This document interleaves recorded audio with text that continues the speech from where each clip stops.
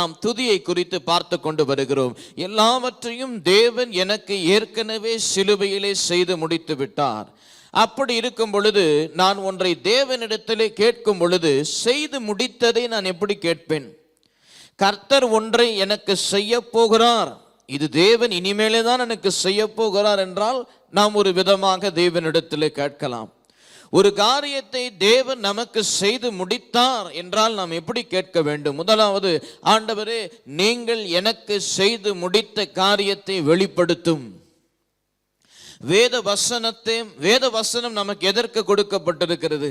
Bible எதற்கு கொடுக்கப்பட்டிருக்கிறது? வேதாகமம் எதற்கு கொடுக்கப்பட்டிருக்கிறது?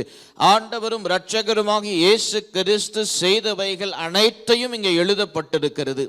அவர் வரப்போகிறார், அவர் எப்படி வருவார், எந்த சந்ததியிலே வருவார், எப்பேற்பட்ட விதத்தில் அவர் வருவார் என்று ஆதியாகமத்திலிருந்து வெளிப்படுத்தல் எழுதின புஸ்தகம் வரையிலும் இயேசு கிறிஸ்துவை குறித்து தான் சொல்லப்பட்டிருக்கிறது.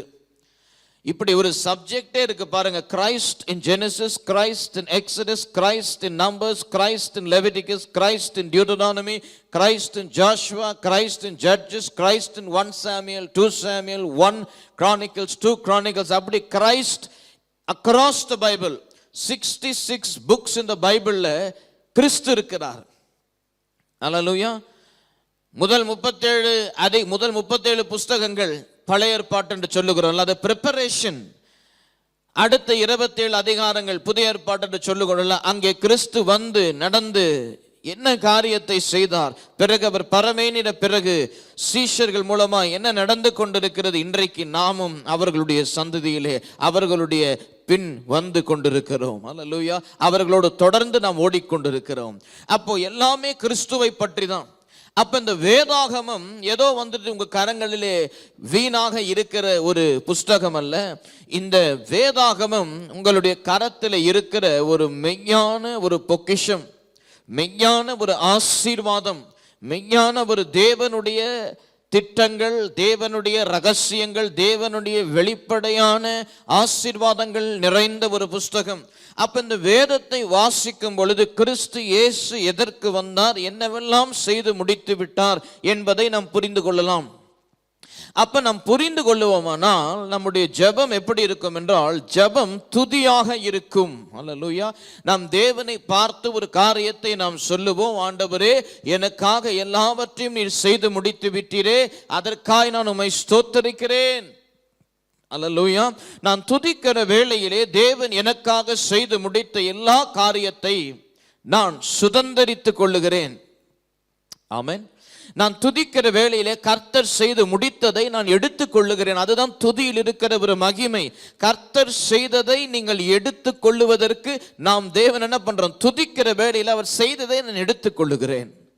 நான் துதிக்கும் பொழுது அவரை செய்ய வைக்கல. அநேகர் இப்படி நினைத்துக் கொள்ளுகிறார்கள், நான் துதிக்கிற வேளையில அவரை செய்ய வைக்கிறேன் என்று. கிடையாது. நான் துதிக்கிற வேளையில அவர் செய்து முடித்ததை நான் எடுத்துக் கொள்ளுகிறேன். அப்போ துதிக்கு நாம் எவ்வளவு முக்கியத்துவத்தை கொடுக்க வேண்டும், துதிக்கு நாம் எவ்வளவு நேரத்தை நம்முடைய வாழ்க்கையில ஒதுக்க வேண்டும் என்று நாம் இந்த காலை வேளையிலே உணர்ந்து கொள்ள வேண்டியவர்களாக நாம் இருக்க வேண்டும். முதலாவது 7 எபிரேய வார்த்தை, துதிக்கு 7 எபிரேய வார்த்தைகள் உண்டு என்று நான் உங்களுக்கு சொன்னேன். முதல் வார்த்தை நான் உங்களுக்கு போதித்தேன், ஹலால் என்று நாம் பார்த்தோம். ஆமென். ஹலால் என்றால் என்ன என்று நான் உங்களுக்கு சொன்னேன். துதி, praise. ஹalleluya. ஹalleluya என்பதை குறித்தும் நான் உங்களுக்கு விளக்கினேன். ஹalleluya என்றால் praise Yahweh. அது ஹலால் பிளஸ் யா, ஹalleluya என்று சொல்லுகிறோம். praise Yahweh. ஆமென். அப்ப அந்த முதல் வார்த்தை குறித்து நாம் பார்த்தோம். அதனுடைய அர்த்தத்தையும் உங்களுக்கு சொன்னேன். என்ன சொன்ன? to celebrate God, to even act madly for God while you praise God என்று சொன்னேன். அடுத்தது நாம் பார்த்தோம் யாடா. இரண்டாவது எபிரேய வார்த்தை துதிக்கு யாடா. யாடா என்றால் என்ன?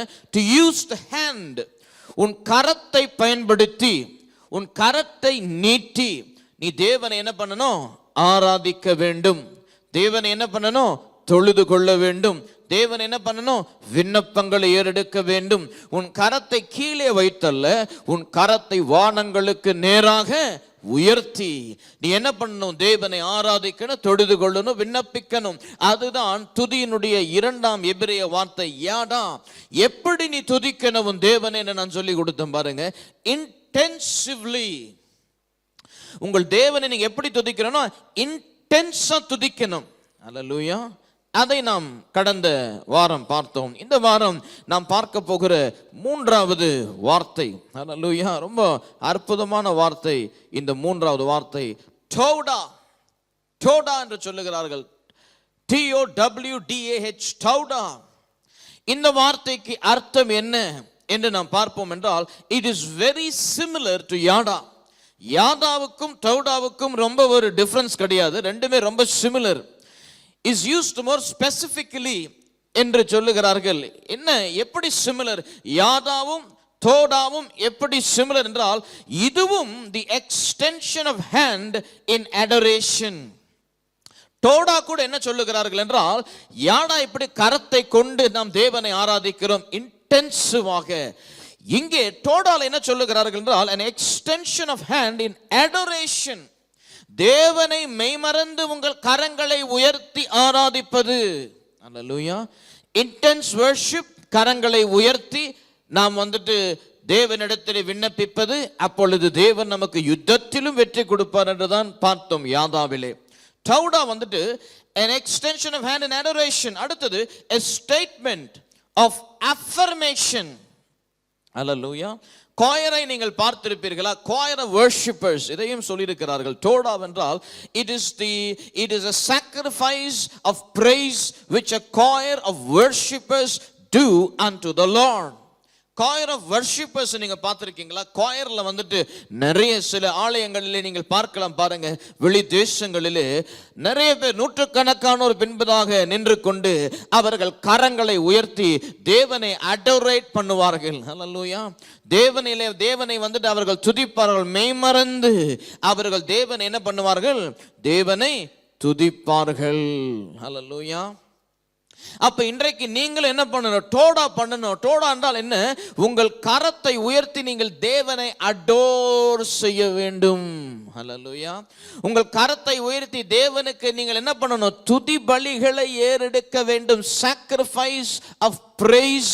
நீங்க a choir of worshippers போல a sacrifice of praise நீங்க பண்ணணும். உங்களுடைய கரங்களை தேவனுக்கு நேராக உயர்த்தி. ஹல்லேலூயா.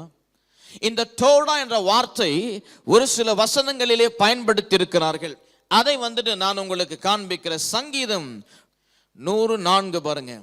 அவர் வாசல்களில் துதியோடும், அங்கே டோடா என்ற வார்த்தை எபிரேய வார்த்தை பயன்படுத்தி இருக்கிறார்கள். துதியோடும் அங்கே இருக்கு இல்லைங்களா?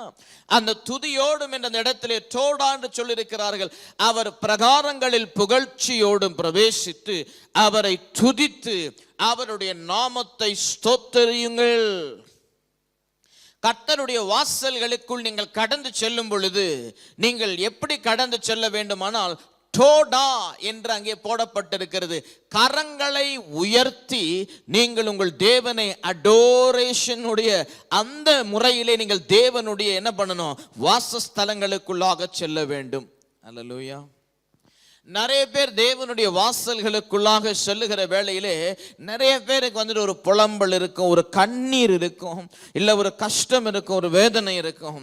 ஆனால் டோடா, நல்ல கவனிங்க, சொல்லுகிறது அவர் வாசல்களுக்குள் நீங்கள் கடந்து செல்லும் பொழுது உங்கள் கரங்களை நீங்கள் உயர்த்தி அடோரேஷன் செய்து கொண்டு ஸ்டேட்மெண்ட் ஆஃப் அஃபர்மேஷன், அஃபர்மேட்டிவாக நீங்கள் தேவன் என்ன பண்ணணும்? உங்கள் நாவுகளை திறந்து நன்றி செலுத்தி கொண்டு நீங்கள் அவருடைய சமூகத்துக்கு நேராக செல்லணும். அல்லேலூயா.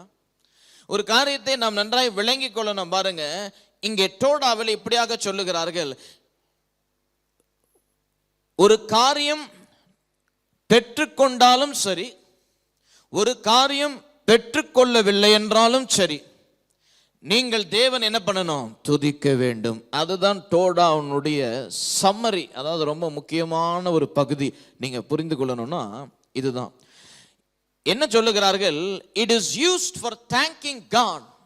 Your lifting of hands and adoring in the presence of God in the gates of the temple of God is It is used for thanking God for things not yet received as well as for things you have received. நீங்கள் பெறாத காரியத்திற்காகவும் நீங்கள் பெற்றுக்கொண்ட காரியத்திற்காகவும் உங்கள் கரங்கள் உயர்த்தப்பட்டிருக்கிறது. அல்லேலூயா. இது ரொம்ப முக்கியம் பாருங்க. இது ரொம்ப முக்கியமாக நீங்கள் புரிந்து கொள்ள வேண்டிய ஒரு சத்தியம். பெற்ற காரியத்திற்காக தான் ஒவ்வொரு மனிதனுடைய கரம் உயர்த்தப்பட்டிருக்கும். பெறாததற்காக யாருடைய கரமும் உயர்த்தப்பட்டிருக்கிறது கிடையாது. ஒரு காரியத்தை நாம் தேவனிடத்திலிருந்து பெற்றோமானால் நம்முடைய கரம் உயர்ந்திருக்கும், நம்முடைய நாவு திறந்திருக்கும், நம்முடைய உள்ளம் மகிழ்ந்திருக்கும். ஆனால் ஒரு காரியம் தேவனிடத்திலிருந்து நாம் பெறாமல் இருப்போமானால் நம் கரம் உயர்ந்திருக்காது, நம்முடைய நாவு திறந்திருக்காது, நம்முடைய உள்ளம் வேதனையில் இருக்கும். ஆனால் டோடா என்றால் என்னவென்றால், you got to lift your hands for the things that you have received, for the things that you have not received from God. நீ பெற்றதற்கும் கரம் உயர்ந்திருக்கணும், நீ பெறாததற்கும் கரம் உயர்ந்திருக்கணும். அப்படின்னால் என்ன மாதிரியான சூழ்நிலையெல்லாம் இருந்தாலும் என் கரம் தேவனுக்கு நேராக உயர்த்தி அவரை நான் துதித்து கொண்டிருப்பேன். அப்படிப்பட்ட பாத்திரமாக நீங்கள் இருப்பீர்களானால் நான் சொல்லுகிறேன், இன்றைக்கு உங்களுக்கு ஒரு சத்தியத்தை, சிலுவையிலே ஆண்டவர் உங்களுக்கு செய்த காரியத்தை, நீங்கள் சுகத்தை, ஆசீர்வாதத்தை அனைத்தையும் நீங்கள் சுலபமாய் பெற்றுக் கொள்ளுவீர்கள். ஒரு சில வேளையிலே பிசாசு நம்மை சோதிப்பான். ஒரு சில வேளையிலே பிசாசு தேவன் செய்தவற்றையே நம்மை வஞ்சித்து, அது ஏதோ அவர் செய்யாததை போல, இல்ல நாம் பெற தகுதி இல்லாததை போல நம்மை வஞ்சித்து நம்மை ஏமாற்றி, அவன் தான் திருடவும் கொல்லவும் அழிக்க வரான. அப்படி அவன் வந்துட்டு நம்ம மனதை கட்டி வைத்திருப்பான். அப்ப நாம் நினைத்து கொள்ளுவோம், இது தேவன் எனக்கு தரல, இது தேவன் எனக்கு செய்யல, சிலுவையில் இது தேவன் செய்து முடிக்கல என்று நாம் நினைத்து கொள்ளுவோம். அப்படி நினைக்க வைத்து நம் மனதை கட்டி அரணாக்கி விடுவான். அப்போ தேவன் இன்றைக்கு சொல்லுகிறார், டவுடா என்றால் என்ன? Toda, a Hebrew word for praise. கரத்தை உயர்த்து. அவர் செய்ததற்கு மாத்திரமல்ல, அவர் செய்யாததற்கும் உயர்த்து. உன் சூழ்நிலையிலே ஒரு காரியம் உனக்கு நடக்காததை போல இருக்கிறது, ஆனால் ஏற்கனவே அவர் செய்து முடித்து விட்டார் சிலுவையிலே. உன் கரத்தை நீ உயர்த்து, அவர் செய்ததை நீ பெற்றுக்கொள்வாய். உன் கரத்தை நீ உயர்த்து, அவர் செய்ததை நீ அனுபவிப்பாய். உன் கரத்தை நீ உயர்த்தி தேவனை என்ன பண்ணு? ஆராதனை பண்ணு, துதிபலியை ஏறெடு. அவர் உனக்கு சிலுவையிலே சம்பாதித்தது, உனக்கு வாக்கு பண்ணினது உன் எல்லையிலே கொண்டு வந்து அவர் நிறுத்துவார்.